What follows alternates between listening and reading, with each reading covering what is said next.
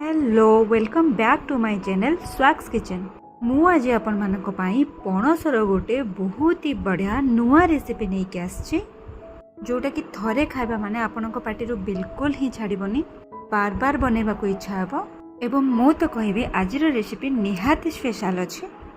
आपण माने तो मो थंबनेल रु जानि परिथिबे तो आज स्पेशल रेसिपी होछि पणस कोफ्ता करी। चलंतु स्टार्ट करबा आउ देरी न करी।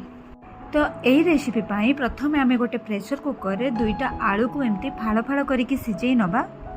तो ये आलू पकई नबा एवं से टिके पानी दे दबा। देन गोटे चामच लुण पकईकि आम प्रेशर कुकर लिड को सांगे सांगे कवर कर नबा।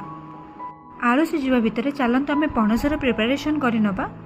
मुझे पणस को सिझे आगु रखी नहीं तो बर्तमान पणस को एमती हाथ में टिके टिके चकटिकी टिके एमती भांगी नौचे। देन आम से सिझे रखि आलू सबू को एमती टिके टिके चकटिकी पकई नबा। सिझा आलू को एमती चकटिकी पकईबा द्वारा पणस भल भाव बाइंड हो पार। देन से स्वाद अनुसार लुण, गोटे चामच हलदी गुंड, गोटे चामच काश्मीरी रेड चिली, किछटा कस्तूरी मेथी, गोटे चामच गरम मसला पाउडर, 2 चामच चिप्स पाउडर, गोटे चामच धड़ा राशि एवं गोटे चामच अदा रसुण पेस्ट को पकईकि मिक्सचर को पूरा भल भाव हाथ में चकटा चकटी करनबा। देन ये सब भल भाव मिक्स हो गला पर ताकू एमती बॉल बनईदबा। आपण मैंने चाहिए जेकोसी सेप भी ताकू दे पारिबे। तो वर्तमान आमर ये सबू बॉल एमती बनिकी रेडी हो जाइए।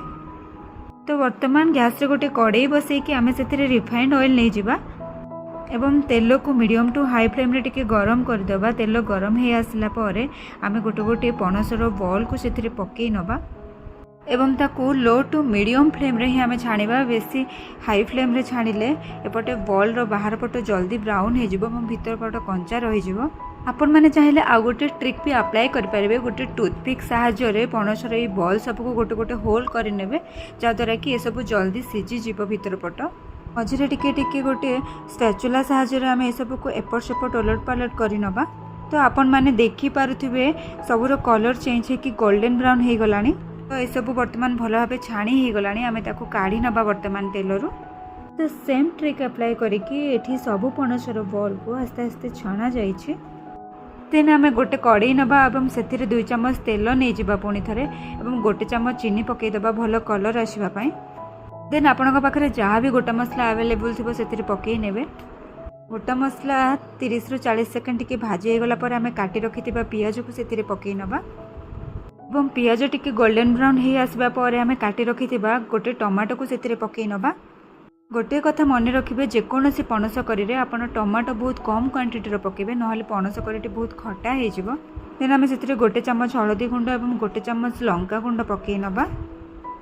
ये सब टिके भाजी है गोटे चामच अदा रसुण पेस्ट को पकई नहीं एवं आधा चामच जीरा गुंड और आधा चामच धनिया गुंड को ये यूज कर आम मसला को लो फ्लेम रे 4 रु 5 मिनट टिके भल भाव कषि नबा। मसला रू तेल छाड़ी के ऊपर को उठी आसवा पर से गोटे कप पानी को दे देछि। मुझे ठंडा पानी यूज करछि। आपण माने चाहिए गरम पानी रो भी यूज करि परिबे।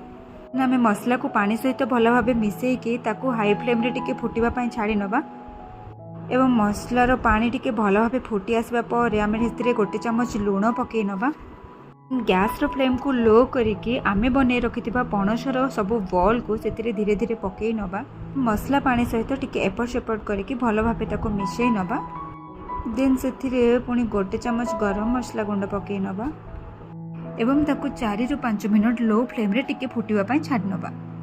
पणस कोफ्ता करी वर्तमान आमर हो आसलानी। मुझे आउ टिके टेस्टी बनैबा पई अमूल रो क्रीम टिके यूज करिछि। एटा ऑप्शनल अछि किंतु एटा यूज कले तरकारी आउरी टेस्टी बनि जिवो। आ गोटे कथा ये आपण मानकु कहि रखिबे आपण माने ए पणस कोफ्ता करी को सर्व कला बेले कोनस गोटे वुडन किबा सिलिकॉन स्पैचुला को यूज करिवे। स्टील रो जदि कोन स्पैचुला यूज करंती ताहाले टिके देखिके करिवे नहीं तो ए पणस कोफ्ता सब भांगी जिबार संभावना थाए। एवं आपण माने ए रेसिपी टिके बे ट्राई करिसंती कि नै मते कमेंट रे निहाती जणैबे। जदि भी केबे ट्राई करना ताहले मु आपण माननकु सजेस्ट करिवे कि थरे निश्चित भावे ट्राई करंतु। ए रेसिपीटी बहुत टेस्टी बहुत डिलीशियस सीरियसली। ओके तो आज प्रिपरेशन आपण मानकु केमती लागिला मते कमेंट रे जणैबा को बिल्कुल भूलिबेनी। आज पई रहिली बाय बाय।